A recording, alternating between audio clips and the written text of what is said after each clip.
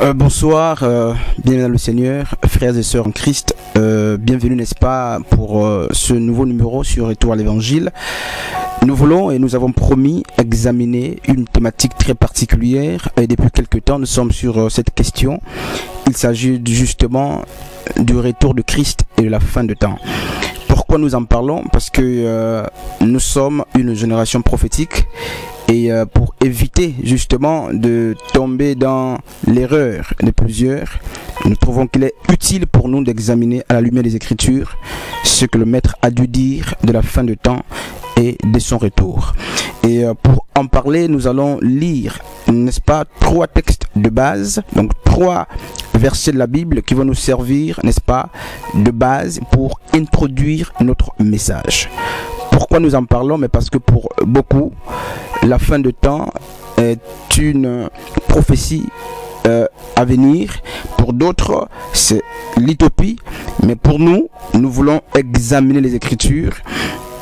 Et nous allons comprendre justement que la question de la fin de temps abordée par le Maître, n'est-ce pas, a déjà été accomplie, même si cela vient estomaquer plusieurs intelligences religieuses. Pour nous, n'est-ce pas, le retour de Christ annoncé dans Marc 9, dans Luc chapitre 17 et 21 et même dans Matthieu chapitre 10 et Matthieu 24, Matthieu 16 également, le retour de Christ est aujourd'hui une histoire, donc un fait historique. Et nous allons examiner les Écritures pour comprendre. Nous ne sommes pas obligés de nous coller à la toile publique ou au langage populiste. Nous allons examiner les Écritures. Donc nous sommes dans Matthieu chapitre 10 d'abord.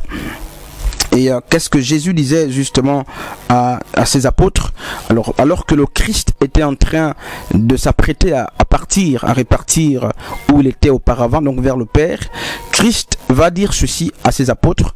J'aimerais qu'on lise, n'est-ce pas, pour ceux qui nous suivent. Nous pourrons vérifier ensemble les Écritures. Qu'est-ce que Christ a dit? Matthieu chapitre 10 au verset, n'est-ce pas, 23. Alors Jésus va dire ceci: quand on vous persécutera dans une ville, fuyez dans une autre.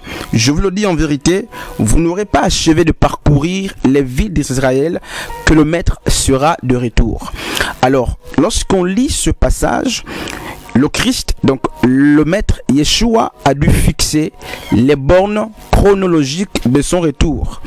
Et d'après Matthieu chapitre 10, 23, Jésus disait qu'avant que les villes d'Israël ne soient toutes évangélisées, le Maître serait déjà venu. C'est ce qui a été dit.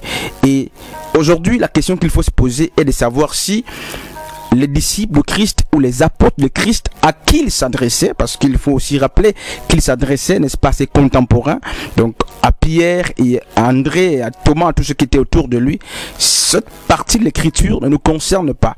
Et donc il faut rester dans le contexte. C'est dans le contexte, mais cette écriture s'est accomplie parce que nous n'avons aucune prétention qu'aujourd'hui les apôtres de Christ continuent, n'est-ce pas, de parcourir les villes de Jérusalem ou d'Israël. Donc c'est pour dire que cette portion de l'écriture, n'est-ce pas, c'est bel et bien accompli. Et aujourd'hui, ceux qui, n'est-ce pas, enseignent les Écritures ont du mal à enseigner ce passage. Et donc ici, la borne c'était Israël.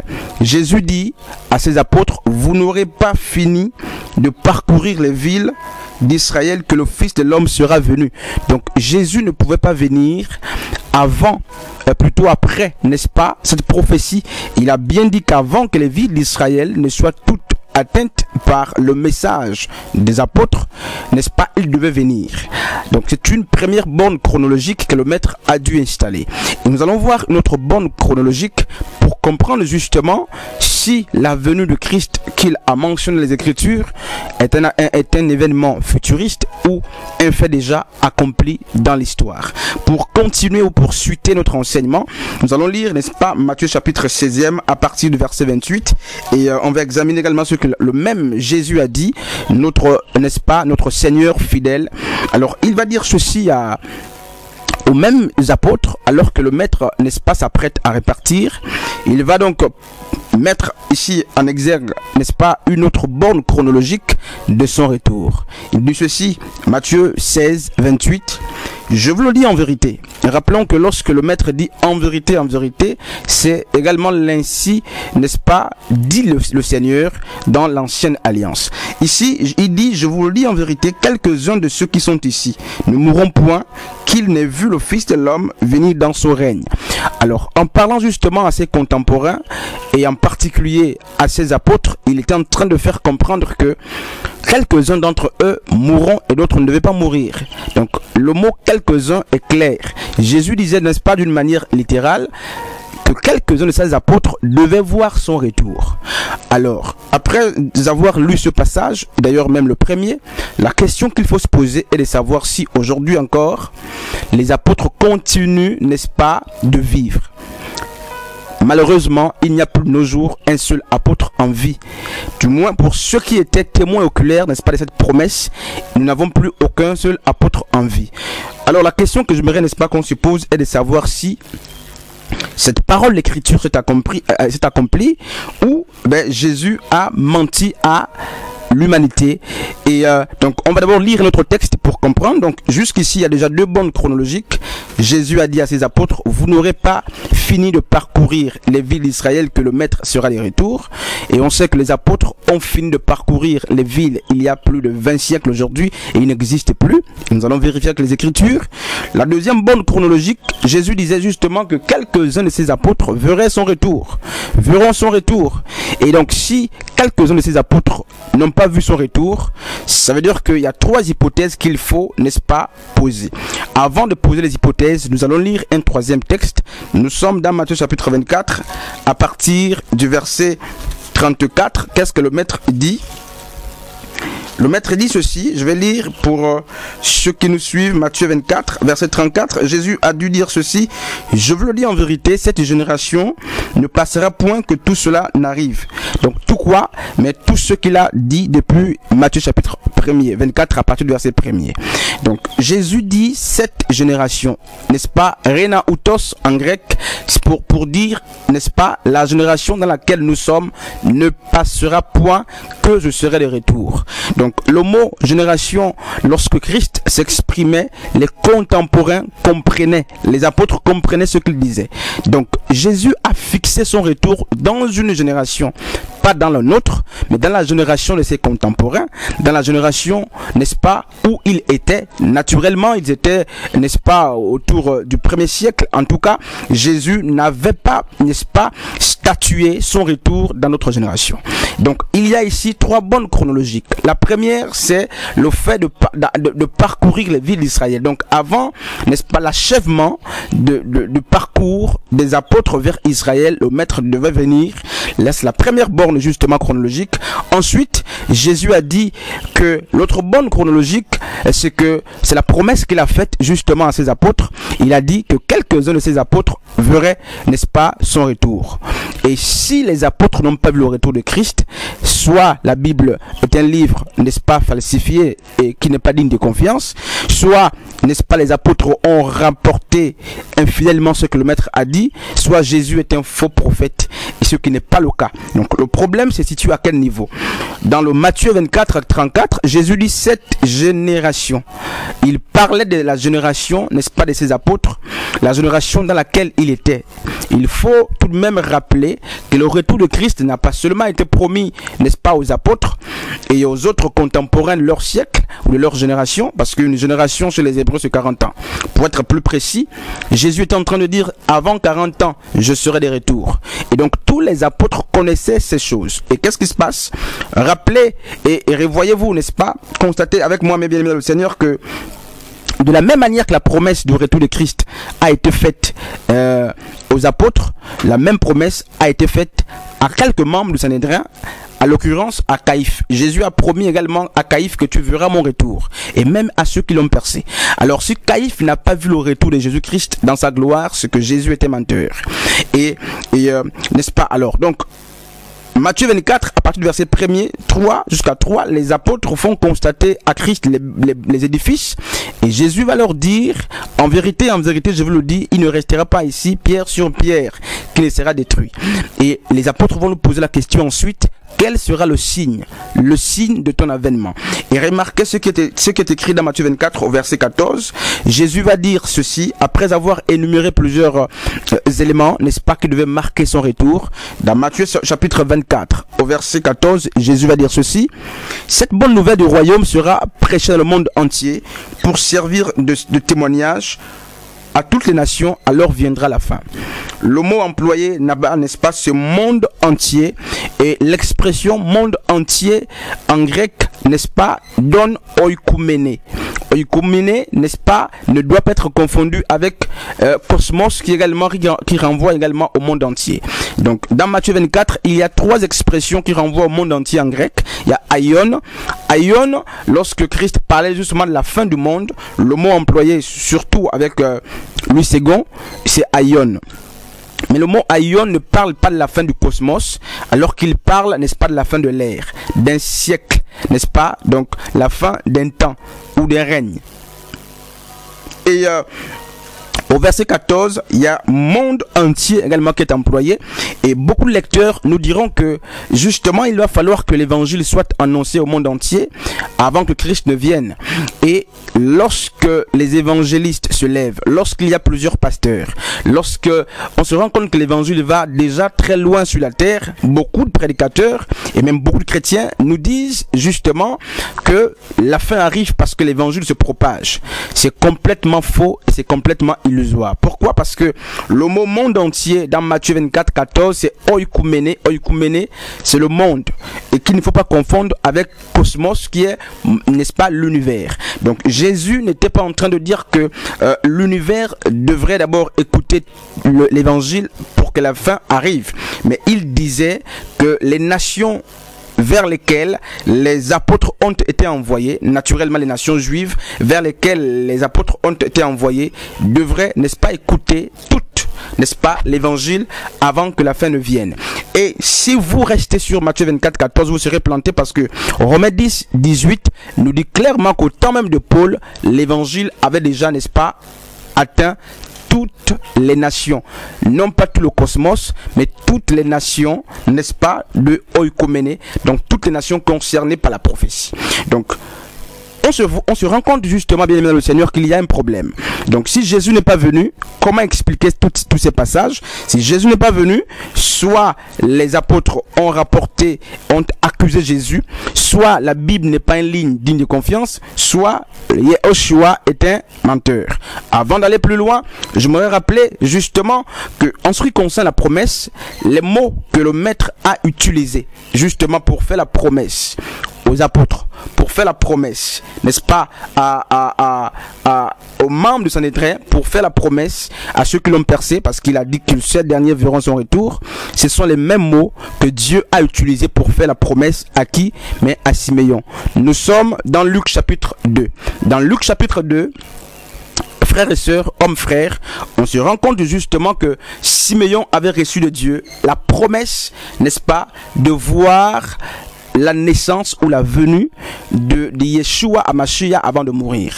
Et dans Luc chapitre 2, lorsque Siméon va voir justement, n'est-ce pas, le Messie, il va dire: maintenant Seigneur, tu peux reprendre, n'est-ce pas, ton serviteur, mais il peut mourir en paix parce qu'il a vu la promesse. Ce sont les mêmes mots qui ont été utilisés pour faire la promesse aux apôtres. Alors si les apôtres n'ont pas vu Jésus, si quelques-uns naturellement des apôtres n'ont pas vu Jésus, alors c'est que Jésus est un menteur, c'est qu'il nous a menti, et on sait que Christ n'est pas un menteur. Donc il faut, frères et sœurs, qu'on se pose des véritables questions. Alors, de quelle fin est-ce que le maître était en train de parler? De quelle fin est-ce que Jésus faisait-il allusion? Mais alors, je vais le rappeler, je vais le dire hautement, Jésus ne parlait nullement de la fin du cosmos ou de l'univers. Il n'était pas question, n'est-ce pas, de la fin du cosmos ou de la fin, n'est-ce pas, cosmique avec les destructions massives, mais le maître était en train de parler de la fin de l'ère juive. Jésus parlait de la fin du système juif. Pourquoi? Et on va vérifier les Écritures, n'est-ce pas, pour se rendre compte justement que ce que nous disons est bel et bien écrit. Rappelons, n'est-ce pas, un fait très important, en parlant justement du retour de Christ. Quelles étaient, n'est-ce pas, les promesses, ou quelles étaient, n'est-ce pas, des instructions que le Maître a dû donner à ses apôtres? Lorsque nous lisons Luc chapitre, on va d'abord vérifier les Écritures. Nous sommes dans Luc, n'est-ce pas, chapitre 17 d'abord. Et n'est-ce pas, on va voir ce que le Maître disait. Luc chapitre 17. Jésus va faire la comparaison de son retour avec justement, n'est-ce pas, bien aimé le Seigneur, ce qui a eu lieu au temps de Noé et au temps de Lot. Il va dire au verset, dans Luc chapitre 17, au verset 30, il va dire: il en sera de même le jour où le Fils de l'homme paraîtra. Et voici ce qu'il a dit. Il va comparer, faire, n'est-ce pas, un parallélisme entre le jour de sa venue et ce qui est passé, qui a eu lieu au temps de Noé et au temps de Lot. Et voici, frères et sœurs, ce que le Maître a dû dire. Et n'est-ce pas, le Maître dit ceci. Et au verset 30 de Luc 17, à partir du verset 31, en ce jour-là, que celui qui sera, n'est-ce pas, sur le toit ne descende, et qui aura ses effets dans la maison ne descende pas pour les prendre. Et que celui qui sera dans les champs ne retourne pas non plus en arrière, n'est-ce pas? Et voici ce que le Maître est en train de dire. Donc il dit que le jour qu'il devait venir, que celui qui est sur le champ, dans les champs ne revienne pas au village, que celui qui est sur le toit ne descende pas du toit. Et plus loin il va dire quoi? Au verset 34, voici ce qu'il dit. Il dit: je vous le dis en cette nuit-là, n'est-ce pas, de ces deux personnes qui seront dans un même lit, l'une sera prise et l'autre sera laissée. Et c'est le passage que beaucoup de faux prophètes et de personnes mal enseignées, pour certains ignorantes et d'autres sous-informés, c'est ce passage de Luc 17, 34 qu'ils utilisent pour parler de l'enlèvement. Pour dire, celui qui sera sur le lit avec sa femme, celui qui sera trouvé digne va être pris par le Seigneur et l'autre va rester. C'est complètement illusoire, parce que dans Luc 17, dans Luc 21, dans Marc 9 et même dans Matthieu chapitre 24, Yeshua Hamashiach, notre Maître, ne fait nullement allusion à l'enlèvement. Et même pour ce qui concerne l'enlèvement, le sujet de l'enlèvement est mal compris par plusieurs docteurs du christianisme moderne. L'enlèvement dont parlent les Écritures est une métaphore, n'est-ce pas, prophétique, n'est-ce pas, qu'il faut comprendre. Et l'enlèvement dont parlent les Écritures n'a absolument rien à voir avec l'envol pour le ciel. Dieu n'a pas enseigné ces choses. Les apôtres, lorsqu'ils parlaient de l'enlèvement, ceux qui les écoutaient savaient de quoi ils parlaient. L'enlèvement, c'est quoi? Nous reviendrons un jour, mais il n'existe pas d'enlèvement pour le ciel, quitter la terre pour aller au ciel comme on le voit, n'est-ce pas, comme on le voit dans les films, les dessins animés, tout ça, parce qu'il faut rappeler que si vous êtes enlevé, c'est pour aller vers un lieu quelconque, où vous quittez la terre pour un lieu, mais le lieu, d'après ce faux christianisme, indiqué après l'enlèvement, c'est le ciel. Ce qui est complètement faux, parce que le psaume 37 et Matthieu 5:5 et Apocalypse 5:10 disent clairement que Dieu n'a jamais promis le ciel à un homme, n'est-ce pas? Et Apocalypse 3 à partir du verset 12 là-bas nous fait comprendre clairement que la nouvelle Jérusalem viendra sur terre. Vous serez enlevés pour aller où? Bref, donc vous voyez ce qui se passe le jour de l'enlèvement de Christ. La Bible dit que le salut consistait non pas à être enlevé pour le ciel, mais le salut résidait dans le fait justement de quitter la ville d'Israël, de quitter Israël et quitter Jérusalem. Pourquoi? Alors rappelez-vous que ce salut était attaché à l'accomplissement de la promesse d'Ésaïe 61. Lorsque nous lisons Ésaïe 61, la Bible dit justement que l'Esprit du Seigneur est sur moi, car il m'a oint pour annoncer la bonne nouvelle. Vous connaissez l'histoire, je ne vous ai pas les détails. C'est le prophète Ésaïe, 8 siècles avant le Messie, Yeshua, qui parle. Et il prophétise sur Jésus-Christ, n'est-ce pas? Et la prophétie d'Ésaïe avait deux visages.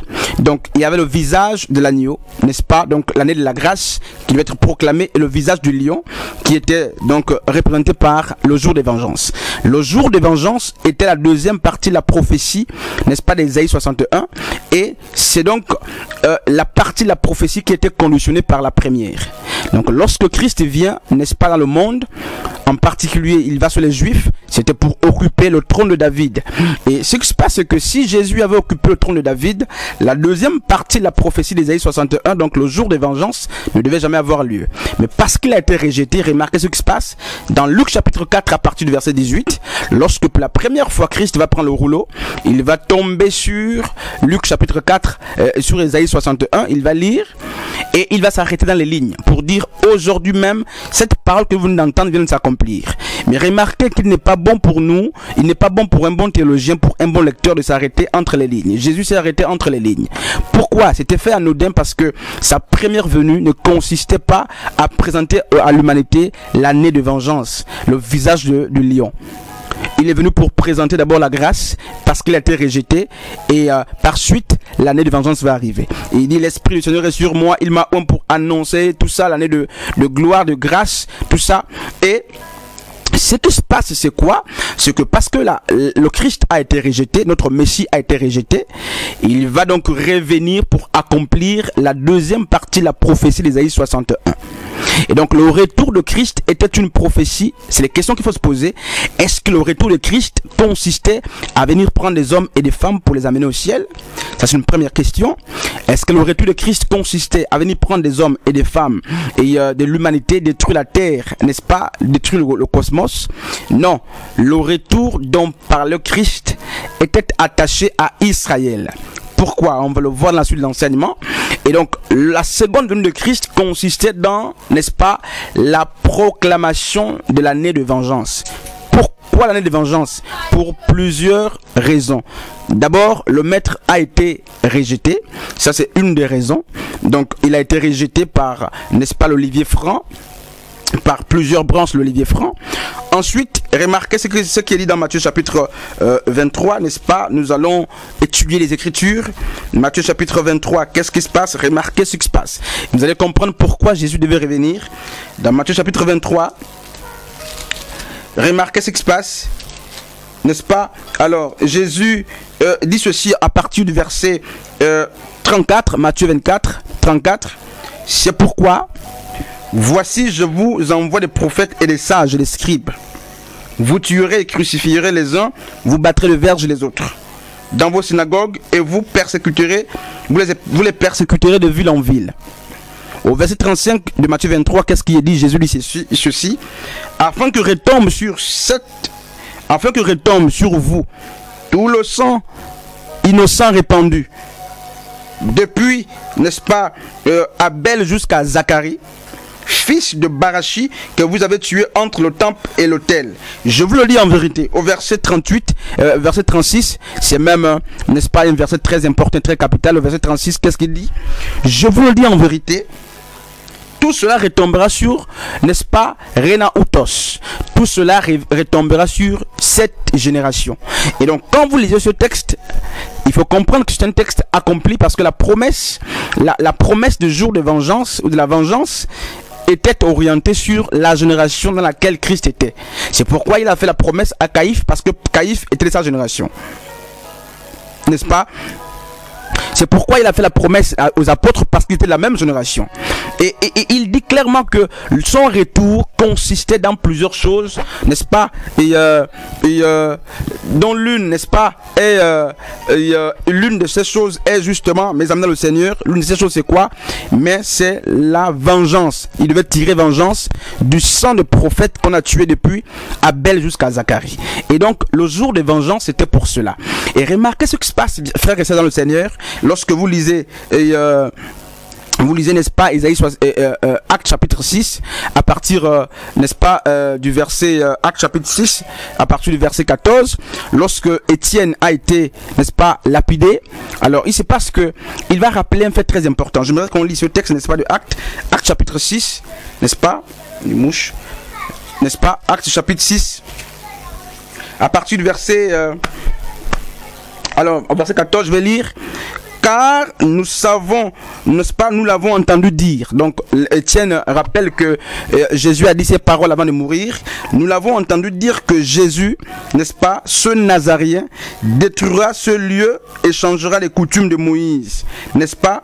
Et donc le retour de Christ consistait dans plusieurs choses, et il devait aussi revenir pour détruire les coutumes de Moïse et le temple et même la ville de Jérusalem. Le retour de Christ n'a jamais été pour enlever les hommes et les amener au ciel d'une manière physique ou littérale. Ça, c'est complètement illusoire. Alors, c'était la fin de quoi? Lorsque Christ dit ensuite, n'est-ce pas, viendra la fin. Parce que beaucoup s'asseyent également sur ces choses pour dire, mais ensuite viendra la fin, ensuite viendra la fin. C'est la fin de quoi? Est-ce que c'est la fin cosmique? Est-ce que Christ parlait de la fin de Aion? Est-ce qu'il parlait de la fin de Oikoméné? Et on va examiner les Écritures. Lorsque vous lisez par exemple, n'est-ce pas, dans Genèse chapitre 22, la Bible dit que c'est sur le mont de Morija justement que Abraham va être conduit par Dieu, de sorte qu'il offrit son fils unique, donc Isaac, en sacrifice. Alors, j'aimerais que pour cette partie que vous soyez plus attentifs. Pourquoi? Parce que je vais parler d'une chose très importante avant de terminer. Abraham va être conduit, n'est-ce pas, sur cette montagne, et lorsqu'il arrive sur la montagne, vous connaissez l'histoire, je ne vous ai pas des détails. Abraham va donc, n'est-ce pas, choisir d'offrir son fils en holocauste, et le Seigneur va devoir donner en lieu et place de son fils un bélier. Et c'était sur le mont de Morija. Et c'est dans Genèse chapitre 22 à partir du verset 1er jusqu'à 16 que, en même temps, Abraham va recevoir de Dieu la promesse messianique, en parlant justement de ta postérité qui sera grande. La postérité en question évoquée par Abraham, frères et sœurs, c'était la personne d'Yehoshua HaMashiach. Donc c'est sur la montagne de Morija justement que Abraham va recevoir la promesse, n'est-ce pas, de la postérité. Et cette postérité, c'était Yeshua. Alors, la même montagne de Morija va marquer l'histoire juive. Pourquoi? Parce que, justement, David, lorsqu'il va offrir des holocaustes au Seigneur, et nous le voyons justement dans le livre de Chroniques, nous voyons ça dans 1 Chronique, dans 2 Chroniques également, David fait même partie des premières personnes qui ont fait descendre du ciel, n'est-ce pas, le feu. N'est-ce pas? Et ce n'est pas seulement Élie, mais David l'a même fait. Et quand David l'a fait, le feu est descendu. Par suite, il va, n'est-ce pas, c'est la même montagne de Morija qu'il a accueilli. Et il va, n'est-ce pas, décider, choisir, n'est-ce pas, d'appeler des noms particuliers ces lieux. Et ces lieux va constituer même, n'est-ce pas, le Satur, n'est-ce pas, ou le site capital pour la construction du temple. Et même si le temple n'a pas été construit par David, c'est Salomon qui va construire le temple, mais il faut rappeler que la vision a été reçue par David. C'est encore sur le mont de Morija, n'est-ce pas, le même mont, n'est-ce pas, où Abraham avait été conduit justement pour donner un holocauste, n'est-ce pas, son fils. Et la ville, n'est-ce pas, de Jérusalem, d'après les Écritures, quand vous lisez justement 1 Chronique chapitre 22, vous vous rendrez compte que la ville de Jérusalem a été construite, n'est-ce pas, sur le même mont de Morija. Et même si d'aucuns parlent de Sion, donc de Sion, la montagne sur laquelle Jérusalem a été bâtie. Et après, quelques années après, n'est-ce pas, Jérusalem va porter le même nom que la montagne sur laquelle cette ville était bâtie. Alors, l'histoire juive, pour nous épargner des détails, reconnaît justement que le judaïsme avait pour épicentre non seulement la ville de Jérusalem, mais aussi le temple. Donc, pour être bref, épargner un juif du temple, épargner un juif de Jérusalem, tuait sa foi. Et alors, c'est ainsi que, n'est-ce pas, le judaïsme va prendre de l'ampleur parce que, n'est-ce pas, les juifs, mes amis dans le Seigneur, reposaient, n'est-ce pas, la loi de Moïse, toute la loi de Moïse, y compris les fêtes, les festivités, tout ce qui était dans la loi de Moïse trouvait son sens à Jérusalem et autour du temple. C'est pourquoi vous lisez, n'est-ce pas, lorsque vous lirez justement Actes chapitre 2, vous vous rendrez compte justement que le jour de la Pentecôte, les Juifs, la terre entière, de toutes les nations, donc les Juifs qui étaient éparpillés, se retrouvaient à Jérusalem. Parce que Jérusalem et Jérusalem et le temple, n'est-ce pas, ces deux entités constituaient l'épicentre du judaïsme. Et donc quand Christ parle de la fin, il parlait de quelle fin? C'est la fin, n'est-ce pas, de Aïon. Il parlait de la fin de l'ère juive. Notre Messie parlait de la fin des coutumes de Moïse. Ça va choquer et estomaquer plusieurs, mais j'aimerais en parenthèse, je mets ça bien sûr entre parenthèses, n'est-ce pas, je mets ça entre parenthèses, j'aimerais rappeler aux gens que Christ de son vivant a simplement inauguré, n'est-ce pas, après la mort de Christ, il a simplement inauguré, n'est-ce pas, la grâce. Mais la grâce n'est pas rentrée en vigueur avec la mort et la résurrection de Christ. Ça, c'est complètement illusoire. Car il faut rappeler que de la même manière que David a été ou ensemble monté sur le trône parce que Saül était encore en vie, mais la grâce ne pouvait pas être, n'est-ce pas, mes amis, ne pouvait pas rentrer en vigueur aussi longtemps que, mais Jérusalem n'était pas détruit aussi longtemps que le temple qui constituait l'épicentre, n'est-ce pas, du judaïsme n'était pas détruit. Et qu'est-ce qui se passe? Donc quand vous lisez justement dans Hébreux 8, 13, dans Hébreux 8, 7, vous vous rendrez compte que, mais la Bible, même dans Hébreux 4, la Bible parle de la loi en disant justement d'elle qu'elle était vieillissante et qu'elle était prête à disparaître. Or, l'épître aux Hébreux est écrite alors que Christ n'est plus. Donc cet auteur inconnu jusqu'à l'heure actuelle n'a pas dit que la loi était abolie ou était totalement accomplie, mais nous étions dans la phase transitoire. C'est pourquoi il rappelle que la loi était devenue ancienne et prête à disparaître. Donc entre la résurrection de Christ et son retour, donc entre la résurrection de Christ et la destruction du temple, n'est-ce pas, juif, et de la ville de Jérusalem, nous étions dans la phase transitoire pour que la grâce vienne, n'est-ce pas, en vigueur. Donc, frères et sœurs, c'est avec la destruction justement de la ville, c'est avec la destruction de la ville juive, c'est avec donc Jérusalem, c'est avec la destruction du temple juif que la grâce a été inaugurée, plutôt que la grâce est rentrée en vigueur. Je rappelle encore que la grâce n'est jamais rentrée en vigueur du vivant de Jésus. La grâce a simplement été inaugurée, mais entre la destruction du temple de Jérusalem qui a eu lieu en l'an 70 par Titus et la résurrection de Christ, nous étions dans la phase transitoire. Alors qu'est-ce qui se passe? Il faut rappeler que Christ parlait de la fin de quoi? La fin de deux grandes choses. Donc d'abord de l'ère juive en général, mais en particulier il parlait de la fin, n'est-ce pas, de Jérusalem, la fin du judaïsme, la fin du culte, n'est-ce pas? Donc la fin pas des juifs, mais la fin du système juif. Et cela vient justement se coller au propos d'Étienne dans Actes chapitre 6 au verset 14. Donc le retour dont parlait Christ n'avait absolument rien à voir avec les chimères que plusieurs personnes nous racontent. Absolument rien à voir. Ça n'avait absolument rien à voir, frères et sœurs. Et remarquez que dans Luc chapitre 22, plutôt dans Luc chapitre 17, dans Luc 21, le salut consistait non pas à être enlevé, parce que quand la Bible dit un sera pris, l'autre sera enlevé, il n'est nullement dit que les gens devraient monter au ciel. Parce que Christ a dû faire un parallélisme entre le jour de son retour et ce qui s'était passé au temps de Lot et au temps de Noé. Au temps de Lot, qu'est-ce qui s'est passé? Sodome et Gomorrhe étaient, n'est-ce pas, dans l'impudicité, dans le péché. Et Yeshua, le maître, va devoir faire quoi? Juger Sodome et Gomorrhe par le feu. Et qui a été pris? Mais ce n'est pas Lot et sa famille qui ont été pris. Ceux qui ont été pris étaient justement ceux qui ont été jugés. C'est une expression que beaucoup ne comprennent pas. Ceux qui sont pris, c'est ceux qui tombent sur le tranchant de jugement. Et ceux qui restent, c'est ceux qui sont épargnés. Et au temps de Noé, les hommes et les femmes mariaient leurs enfants. Et qu'est-ce qui se passe? Noé, le prédicateur de la justice, va annoncer le déluge. Mais il faut rappeler qu'avant Noé, il n'y a jamais eu de pluie, n'est-ce pas? Avant Noé à cette époque. Et donc pendant qu'il annonçait la prédication du déluge, ben, les gens se moquaient de lui. Et qu'est-ce qui s'est passé? Noé va être pris ou non? Noé n'a pas été pris. Noé est resté. Ceux qui ont été pris, c'est ceux qui sont tombés sur le tranchant de déluge. Et c'est la même chose. Au temps du retour de Christ, il a dit que un sera pris, un sera laissé. Un sera dans le lit avec sa femme. On ne sait pas. Deux seront en brousse, deux en chemin. Un est pris, un reste. Mais en fait, il ne parlait pas d'un quelconque enlèvement pour le ciel. Le fait d'être pris consistait à tomber sur le tranchant de l'épée.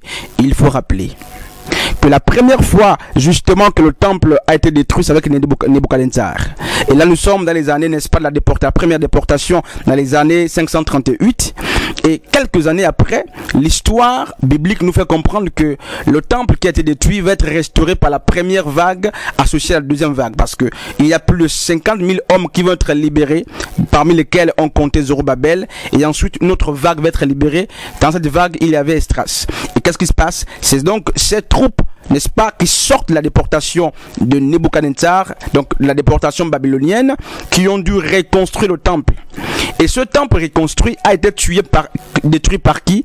Mais il a été détruit par Titus, qui est, n'est-ce pas, de la dynastie flavienne. Donc Titus, qui était le frère de Domitien. Donc les deux, c'était des enfants de Vespasien.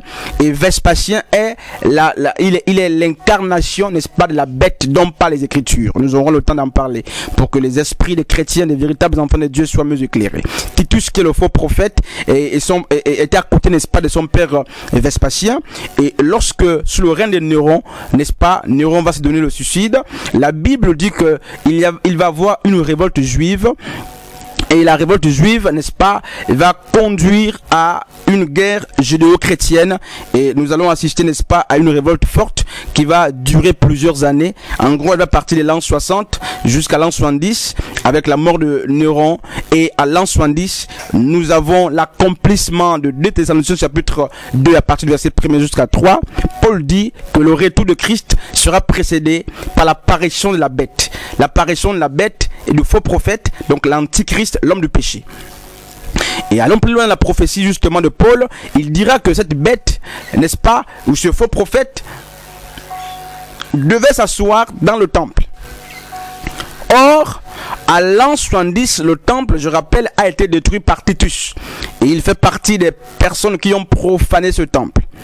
Alors, si vous prenez 2 Thessaloniciens aujourd'hui comme une prophétie futuriste, vous devez être à même de nous prouver que les Écritures parlent de la restauration d'Israël, ce qui est complètement faux, parce que toutes les prophéties concernant la restauration d'Israël, ce sont des prophéties déjà accomplies. C'est une restauration qui avait lieu avec la reconstruction du temple, d'une part, et d'autre part, c'est une restauration qui est spirituelle, mais Israël physique ne sera jamais restauré. Malheureusement, nous aurons le temps d'en parler. Donc, c'est Titus qui est l'image, n'est-ce pas, de la bête, plutôt du faux prophète qui va détruire à l'an 70, n'est-ce pas, le temple, et qui va servir à l'accomplissement des prophéties du retour de Christ. Donc quand Christ parlait de son retour, il ne faisait pas allusion au fait de venir enlever les gens et amener au ciel. Il faut rappeler que personne n'a reçu de Dieu la promesse d'aller au ciel. Donc homme de Dieu, homme frère, vous qui nous suivez depuis un temps, nous n'allons pas être longs. Mais remarquez ce qui se passe si Ésaïe 8, 7 dit: les oiseaux du ciel, n'est-ce pas, les renards, les oiseaux du ciel connaissent les saisons. Ils savent discerner les saisons. Et les animaux discernent les saisons, n'est-ce pas, et, avec l'intelligence instinctive. Si les animaux sont capables de discerner les saisons avec l'intelligence instinctive, les hommes, quant à eux, le maître dira dans Luc 12, 54 à 56, qu'ils connaissent les signes de saison. Mais il y a une chose qu'ils ne comprennent pas et qu'ils ne connaissent pas, ils ne savent pas discerner les temps prophétiques. Beaucoup prêchent Matthieu 24 comme étant un livre futur. Mais en vérité, je vous le dis, Matthieu 24 est un livre totalement accompli jusqu'à preuve du contraire. D'accord, vous verrez, n'est-ce pas, sur cette vidéo, nos numéros, et nous restons très ouverts avec toute l'équipe pour répondre aux éventuelles questions. Donc, quand Christ parlait de la fin de temps,